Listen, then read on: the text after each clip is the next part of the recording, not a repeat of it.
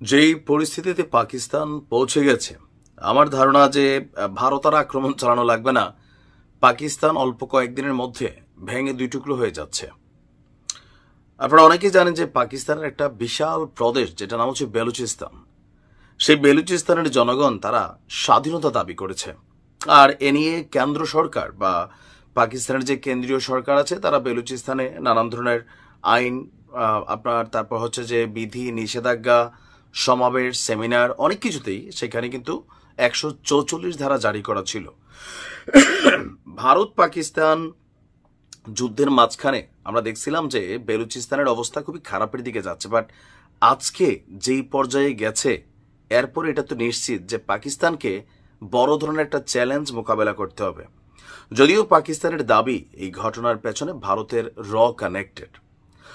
দর্শক, পাকিস্তানের বেলুচিস্তানের প্রদেশে নিজ বাসভবনে অতিরিক্ত জেলা প্রশাসক যিনি রাজস্ব আদায় করেন হিদায়তুল্লাহ বুলিদিকে হত্যা করেছে বেলুচিস্তানের স্বাধীনতাকামীরা। সেই সঙ্গে কয়েক ডজন সশস্ত্র ব্যক্তি শহরটিতে তাণ্ডব চালিয়েছে, খবর দ্য নিউজের। এক প্রতিবেদনে বলা হয়েছে সশস্ত্র ব্যক্তিরা সুরাবের কয়েকটি সরকারি কার্যালয়, একটি পুলিশি থানা তারা জ্বালিয়ে দিয়েছে। এছাড়া একটি সরকারি ব্যাংকও লুট করেছে। সরকারি মুখপাত্র শহীদ রিন্দ সিনিয়র প্রশাসনিক কর্মকর্তা বুলেদির নিহতের ঘটনা নিশ্চিত করেছেন। তিনি বলছেন যে নিজ বাসভবনে সন্ত্রাসীদের সাথে গোলাগুলিতে তিনি নিহত হয়েছেন। আর নিউজ ইন্টারন্যাশনালের প্রতিবেদনে বলা হয়েছে সশস্ত্র ব্যক্তিরা ছিল সংখ্যায় একটা হিউজ পরিমাণ। তারা একটি স্থানীয় ব্যাংক লুট করে 6টি সরকারি কার্যালয় আগুন দিয়ে তারা জ্বালিয়ে দিয়েছে। এছাড়া পুলিশ স্টেশন সহ আধা সামরিক বাহিনীর লেভিসের একটা পোস্ট বক্সও তারা জ্বালিয়ে দিয়েছে। একই সঙ্গে দেশটির কেন্দ্রীয় সরকারের আইনশৃঙ্খলা বাহিনীর 4টি গাড়ি তারা আগুন দিয়ে পুড়িয়ে দিয়েছে। আর এই ঘটনার পর বরাবরই ভারতের বিরুদ্ধে অভিযোগ তুলেছে পাকিস্তান। বলছে যে এটা ভারতের কাজ কারবার। নিরাপত্তা বাহিনী ঘটনাস্থলে দ্রুত পৌঁছেছে এবং কি তাদের বিরুদ্ধে একটা অভিযানও শুরু করেছে। পাকিস্তানের প্রধানমন্ত্রী শাহবাজ বলছেন তিনি এই ঘটনাকে বেসামরিক নাগরিক, প্রশাসনিক কর্মকর্তা, সরকারি সম্পত্তিকে লক্ষ্য করে সন্ত্রাসবাদের একটা কাপরিচিত ঘটনা বললেন। তবে এখানে যতটুকু বলা হচ্ছে, আজকে আমি যখন নিউজটা করছি একটু আগেও দেখলাম বেলুচিস্তানে আবারও ভয়াবহ বিস্ফোরণ, নিহত 2 জন, আহতের সংখ্যা 11 জন।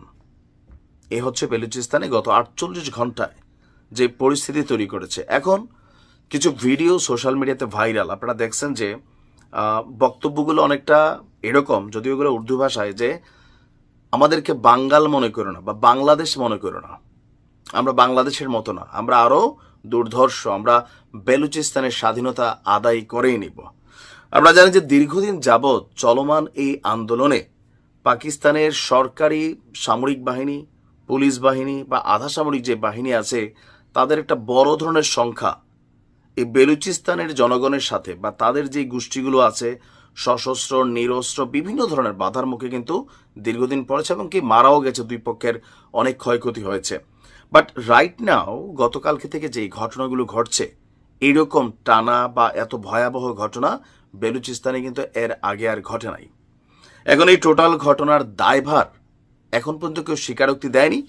তবে পাকিস্তানের গণমাধ্যমগুলো বলছে যে বেলুচিস্তান যেই স্বাধীনতাকামী সংগঠনগুলো তারা নামে বেনামে এই ঘটনাগুলো ঘটাচ্ছে সরকারকে চাপ প্রয়োগ করতে, এমনকি বেলুচিস্তানের অধিকাংশ জনগণ মনে করে তারা আরেকটা দেশ হতে পারে।